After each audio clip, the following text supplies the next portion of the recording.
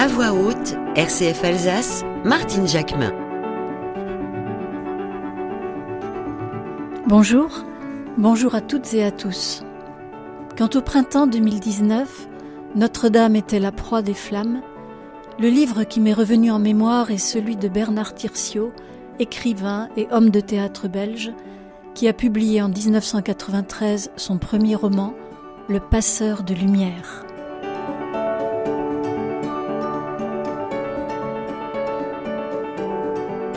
Le Passeur de lumière, c'est le maître verrier Nivard de Chassepierre, le bien nommé, un personnage qu'invente Bernard Thirsiot pour nous entraîner dans la vie ardente et tumultueuse, humble et glorieuse tout à la fois des bâtisseurs de cathédrales.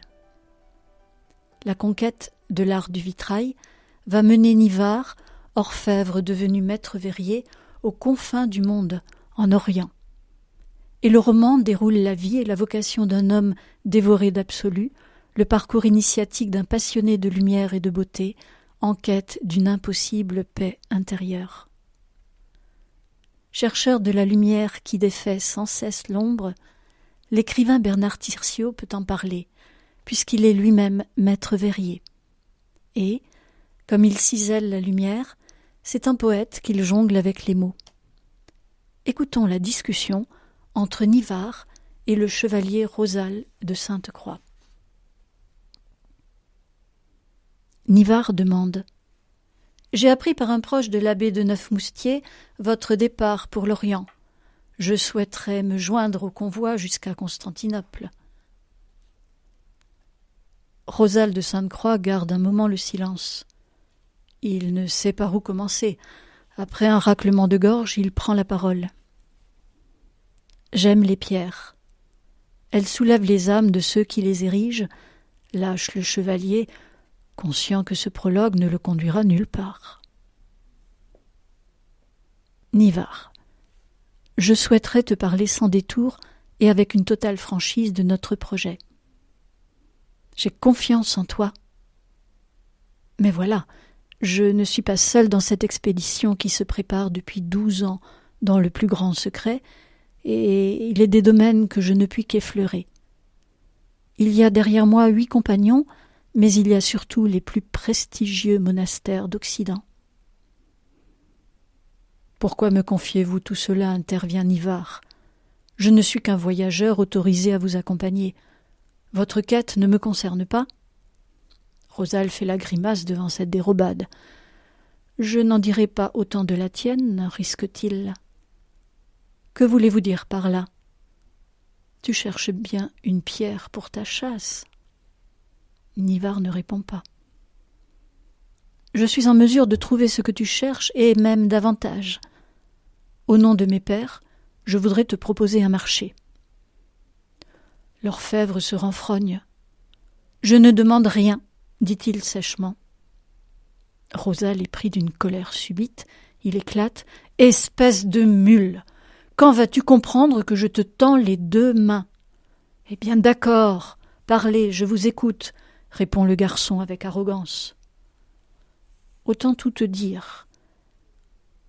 J'ai découvert ton travail d'orfèvre. Je me suis rendu à Huy, à ton insu. J'ai rencontré l'artisan qui t'a formé. Il m'a fait visiter de fond en comble l'atelier où tu as appris ton métier.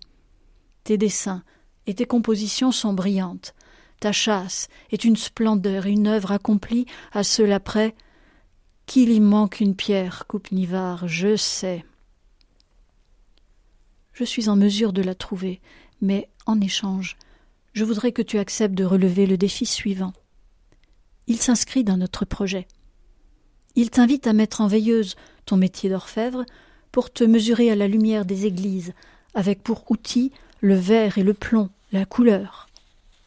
Apprendre le vitrail et en faire une prière, qu'il soit la coiffe de l'édifice sacré et non plus la décoration factice et sans âme des lieux de culte. Nivard éclate de rire. Plus vous m'expliquez les choses, moins je comprends ce qui se passe, à savoir 9 anciens compagnons de mon père repartent en croisade avec un chariot bourré de livres en lieu et place d'une armée.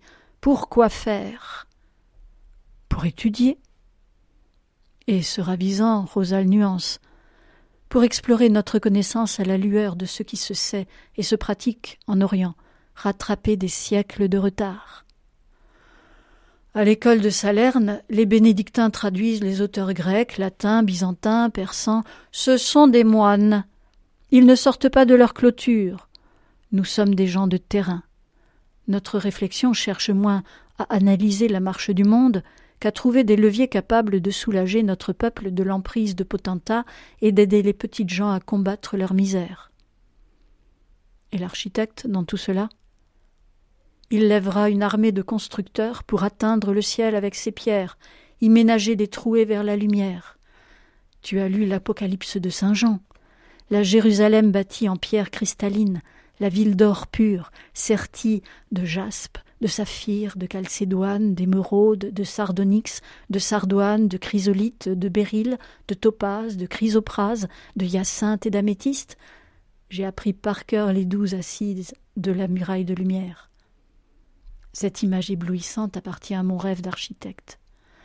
Une église qui soit légère à l'âme comme un chant d'enfant. Une église de transparence qui fasse s'envoler entre ses doigts de pierre la foi des humbles vers un Dieu de tendresse. J'ai besoin, pour sortir de l'ombre de la terre, tous ces tons fabuleux que j'imagine, de l'alliance d'un verrier, un artisan audacieux et capable, prêt à se risquer dans un pari immense qui appelle des siècles et des milliers de vies. Tu es cet artisan, Nivard. J'en ai eu la conviction dès le premier jour où je t'ai vu. Tu l'es autant par tes qualités que par tes défauts, car au-delà du talent, il faut pour une tâche de cette envergure une trempe d'homme qui ait plus d'instinct que de raison, de rébellion que de certitude. J'aime que tu sois taillé dans la démesure, bien que cela effraie la plupart de mes compagnons. Je veux t'imposer à leurs yeux. Esquissant un sourire, Rosa l'ajoute. Ce rêve d'homme n'est peut-être qu'une plume dérisoire, qui folâtrera dans les airs avant de se perdre, à moins qu'il ne soit une graine emportée par le vent et qui trouvera le bon sol. À Dieu d'en disposer. Nivard se tait. Il se sent traversé par la force. Il est saisi de ce frisson qui accompagne le vertige. Il savoure cette sensation de vide et de plénitude, ce danger délicieux où se complaisent les funambules. Le chevalier s'est levé. Il s'étire. Il est content de lui. Son rêve s'enracine. La quête de la lumière et de l'art du vitrail vont d'abord jeter Nivard de Chaspierre sur les routes de France. Toujours accompagné par Soma, son fidèle acolyte noir, Chartres sera la première étape de son apprentissage. Nivard est fasciné. Dans leur atelier, il saisit une canne, la soupèse et se rend sur la passerelle.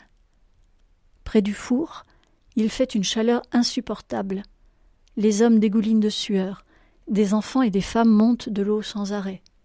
Il faut abreuver et rafraîchir les verriers, refroidir les outils, humecter les formes de bois et le promenoir. Nivard plonge sa canne dans le brasier, sort un peu de cette pâte molle et la regarde couler.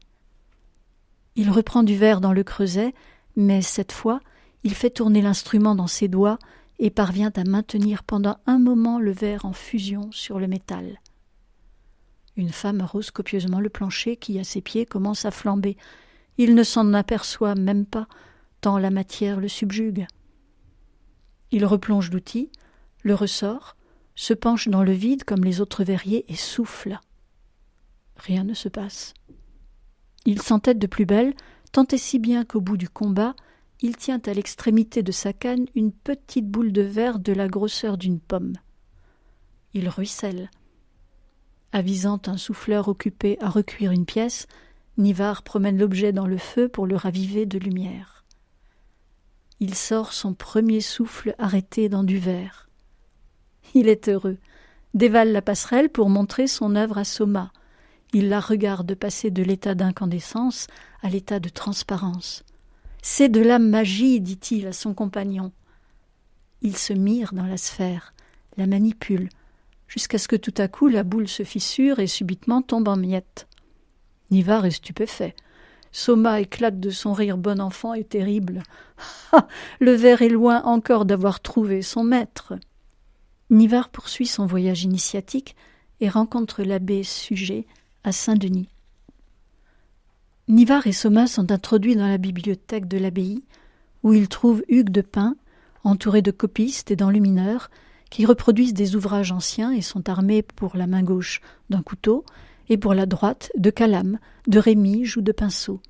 Le chevalier est absorbé par sa lecture. À côté du livre s'étale une feuille griffonnée de chiffres et de lettres et truffée de notes imbriquées à U et à dia.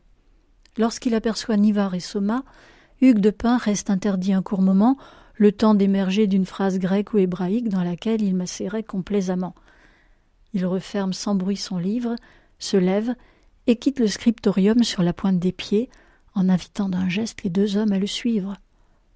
Nous sommes ici dans un univers de silence, où sommeille la pensée des morts, et où le respect commande aux vivants qu'ils prennent garde de les laisser reposer en paix dans le sépulcre de leurs écritures. Sans se perdre en paroles de bienvenue, Hugues de Pin entraîne les deux hommes à travers les couloirs de l'abbaye jusqu'à une petite chapelle qu'un certain Suger s'est fait aménager pour se recueillir dans la prière à l'écart de tous. Dans la petite chapelle, Nivard n'aperçoit pas de suite Suger qui, à genoux sur son prie-dieu, se recueille dans l'ombre. Son attention est attirée par une petite fenêtre montée en verre de couleur. Il y a dans celle-ci des teintes inconnues de lui, notamment un rouge très lumineux et un bleu très dense de la même famille que les perles du collier d'or qu'il destine à Awen. Le dessin représenté est purement décoratif, mais la lumière qui en émane est resplendissante. Nivard marche jusqu'à la fenêtre, comme aspiré par elle. Elle l'intrigue, car les verres, au lieu d'être maintenus dans du plomb comme le sont les vitraux qu'il a vus jusqu'à présent, sont reliés par une matière blanchâtre plus volumineuse que l'artisan, après attouchement, prend à juste titre pour du plâtre. Les éclaboussures de couleurs s'égayent sur les joues de la niche et, plus loin, sur la pierre claire du sol. Alors que Nivard se demande en lui-même de quel atelier peuvent provenir des verres d'une telle profondeur et d'un tel éclat, Suger, qui s'est approché de lui sans se faire entendre, lui donne la réponse. « Ce vitrail vient de Perse, lui dit-il, et regarde-le bien, car j'attends de toi que tu sortes un jour de tes fours des verres aussi parfaits. » Nivard se retourne vers le moine et, dans l'émotion du moment, laisse échapper « C'est beau, on dirait que la fenêtre chante. » Il envie ce magicien perse qui a reçu le privilège divin d'arrêter dans l'espace et dans la matière l'épanchement d'une couleur parfaitement limpide. Après de nombreuses tribulations, Nivard arrive en Perse auprès du grand maître verrier Kalim Ramir, qui va l'initier à son art pendant 7 ans. Écoutons un chant d'amour du grand poète persan Khofesh de Shiraz, qui a vécu au XIVe siècle.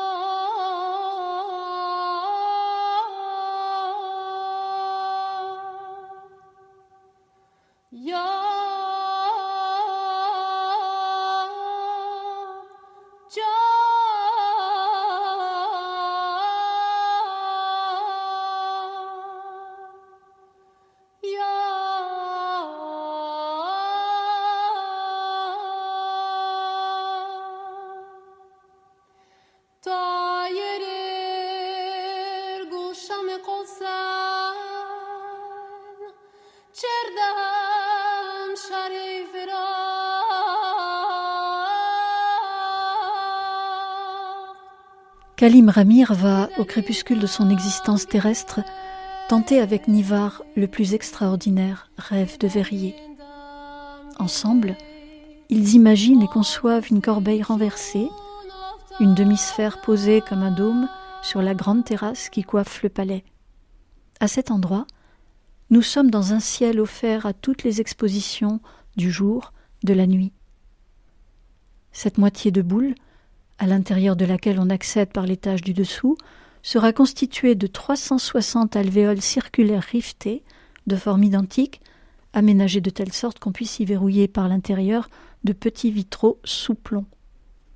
Après avoir hésité sur le matériau à choisir pour réaliser cette ossature, les deux hommes, pour obtenir une luminosité optimale, jettent leur dévolu sur le cuivre, de préférence au cèdre, plus massif. Soma se remet à battre le métal avec les forgerons, tandis que du côté des fours, le verre s'arrondit en grâce, en luisance et en giration. Après un travail acharné, le dôme est bouclé de ses 360 anneaux et chaque alvéole est obturée provisoirement par un panneau de bois, en attendant la pose de vitraux translucides. Ensuite, élément après élément, paneton après paneton, la demi-sphère sort de l'ombre, allumant de tous côtés ses yeux de chatoyance. Chaque petit vitrail circulaire reproduit un motif utilisant une douzaine de tons harmonisés et montés sous plomb.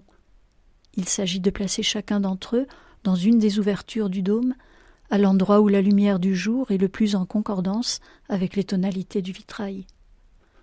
C'est un jeu patient de pose et de dépose, de discussions subtiles pour déterminer si telle couleur est du matin, de l'après-midi ou du soir. Lorsqu'un élément convient à plusieurs emplacements, il faut le reproduire autant de fois. Lorsqu'il marque une heure précisément, il s'inscrit à cette heure. Après des mois et des années de recherche de tons, de mariage de tons, de modification de tons au contact de telle ou telle couleur ou de telle ou telle exposition, ce cocon de lumière acquiert le visage le plus étrange du monde, avec une dominante de rose et de mauve à l'est, de rouge à l'ouest, de gris et jaune au sud, de bleu profond au nord, et, pour le reste, des milliers de liaisons subtiles qui imbriquent, fondent, associent les couleurs entre elles. On assiste dans cet endroit fabuleux à une démultiplication des sensations du jour, à un miracle de résonance lumineuse. C'est admirable. Avec la pratique, Nivard devient très vite un souffleur brillant, arrondissant, allongeant, découpant, conduisant, étalant la matière avec une habileté, une précision, une rondeur belle à voir. Il passe allègrement de ses fours à l'atelier, dessinant, dirigeant le choix et la découpe des verres, aidant à la mise sous plomb des panneaux, les maternant jusqu'à ce qu'ils trouvent leur juste place dans ce vérotarium que Khalim Ramir et lui-même ne cessent de compléter et de corriger. Chaque élément neuf apporté dans ce sanctuaire de la lumière est promené dans l'espace, pendant des heures, par les deux hommes avant d'être installés. C'est un travail d'archer dont la cible est un point précis de la voûte céleste. C'est durant ce temps béni qu'il découvre que chaque couleur a non seulement ses heures de grâce, mais qu'elle a sa fonction précise dans la mélodie lumineuse. Lorsqu'on la sort de son air, elle peut mourir ou encore casser une harmonie en équilibre. Un jour, Nivard revient de la verrerie avec un bleu d'une profondeur extraordinaire qu'il a fabriqué au départ de l'oxyde de cobalt ramené par Soma, auquel il a joint un dérivé du manganèse. Avec Khalim Ramir, il promène le ton neuf dans le vérotarium pour s'apercevoir qu'il répond à toutes les expositions et qu'il vit, du matin au soir, invariablement. Les deux hommes se regardent et le vieux maître constate « Voilà une note de base de la musique céleste. Il faut à présent trouver les autres. » En 1125, le vérotarium s'achève. C'est le plus fantastique joyau de lumière érigé par l'homme. Il est doté d'un millier de teintes, et quand on se place sous la coupole, il paraît en avoir bien davantage, car le même verre, selon son emplacement, multiplie ses variations subtiles. Lorsque le soleil projette sur le sol et les hommes ses éclaboussures chatoyantes, c'est d'une splendeur à couper le souffle. À l'automne de l'année 1125, accompagné de Soma, Nivard part pour Jérusalem. Nivard et Soma sont reçus avec amitié par ceux qui, aujourd'hui, se font appeler les Templiers. Soma pose sur la grande table un long coffret contenant de petites cives de verre coloré que Nivar a prélevées parmi les plus belles. Même silence que sous la coupole. Les pièces rondes passent de main en main, animant tantôt un morceau de visage, tantôt un bout d'étoffe, tantôt un fragment de table. Nivar reste silencieux. Il sait que les vers parlent pour lui. Godefroy de Saint-Omer, qui tient 2 civettes au bout de ses doigts et qui les superpose pour jouer avec leur transparence, rompt le silence. « Je suis ravi de voir que tu es prêt. À présent, il faut préparer ton départ. Notre mission à nous est aussi accomplie. Nous sommes au bout de nos recherches. Nous repartons pour la Champagne dans 1 mois. Quand le chariot sera à Antioche, tu te joindras au voyage avec tes hommes et ta famille. » Dans les jours qui suivent, Nivar peut apprécier certains travaux que les chevaliers ont accomplis durant ces longues années. Entre autres choses, ils ont dégagé une importante partie des écuries de Salomon qui, d'après les textes, pouvaient contenir 2000 chevaux et presque autant de chameaux.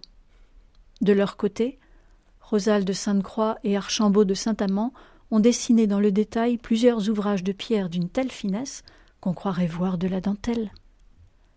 Les fenêtres à revêtir de vitraux sont immenses, démesurément hautes, et leurs arcs sont brisés. Je cherche la pierre libérée de son poids, les cailloux jetés au ciel et arrêtés dans leur course. Tel est le discours de l'architecte. Rosal déploie des plans étourdissants dans l'immense salle du temple. Il raconte au verrier les chemins qu'il a dû emprunter avec Archambault pour déplacer sur parchemin le poids des pierres vers l'extérieur des bâtisses et pour obtenir la légèreté et l'ascendance intérieure de l'ouvrage. Ils ont effectué un travail d'équilibriste qui dépasse l'imagination des hommes. Ils ont retrouvé dans la science et l'expérience des anciens bâtisseurs les clés mathématiques et les astuces techniques indispensables pour concrétiser leur folie. C'est impressionnant. À se demander si ces élans de pierre peuvent s'épanouir ailleurs que sur des plans. Dans ces édifices vertigineux, le jour est roi, le ciel est partout, et tout est conçu pour que le verrier harmonise avec la lumière son plus beau chant. De lourdes épreuves guettent pourtant Nivar de Chassepierre à l'orée de son retour en Occident. Mais celui que l'on appelle désormais l'adepte va porter sa croix et se vouer corps et âme à sa tâche, éclairer de lumière les cathédrales et les abbayes d'Occident. On le voit même œuvrer à Wissembourg et à Strasbourg. Ô bâtisseur de cathédrales d'il y a tellement d'années, tu créais avec des étoiles des vitraux hallucinés, flammes vives, tes ogives s'envolaient au ciel léger, et j'écoute sous tes voûtes l'écho de pas inchangés, mais toujours à tes côtés, un gars à la tête un peu folle n'arrêtait pas de chanter en jouant sur sa mandole. Sans le chant des troubadours, n'aurions point de cathédrale. Dans leur crypte, sur leurs dalles, on l'entend sonner toujours. Combien de fous, combien de sages ont donné leur sang, leur cœur, pour élever de vers les nuages une maison de splendeur. Dans la pierre, leur prière, comme autant de mains levées, on fait chapelle plus belle que l'on ait jamais rêvé. Le jongleur à 2 genoux à bercer de sa complainte les gisants à l'air très doux, une épée dans leurs mains jointes. Sans le chant des troubadours, n'aurions point de cathédrale. Dans leur crypte, sur leurs dalles, on l'entend sonner toujours. Toi qui jonglais avec les étoiles, ô bâtisseur de beauté, ô bâtisseur de cathédrales, ô puissions-nous t'imiter. 1000 roses sont écloses au cœur des plus beaux vitraux. 1000 encore vont éclore si nous ne tardons pas trop. Et si nous avions perdu nos jongleurs et nos poètes, d'autres nous seraient rendus, rien qu'en élevant la tête. Sans le chant des troubadours, n'aurions point de cathédrale. Dans leur crypte, sur leurs dalles, on l'entend sonner toujours.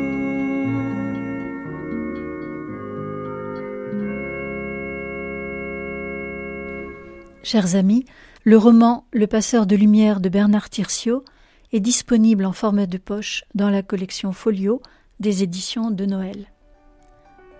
Je vous prends maintenant à témoin de cette promesse. Nous inventerons des utopies précaires et fragiles comme l'étreinte sincère des amants qui n'ignorent rien des menaces latentes. Nous retisserons les fils d'un espoir insolent, un espoir qui donne corps et chair au désir, au plein centre des réalités détestées, un espoir sans preuve, un espoir inquiet de lui-même et qui sait la leçon du malheur, mais qui respire de la splendeur des jours et du plein vent de la colère et du refus. Chers amis, la semaine prochaine, je vous invite à écouter au théâtre La langue de Jean-Pierre Siméon. D'ici là, portez-vous bien, belle lecture et à la semaine prochaine.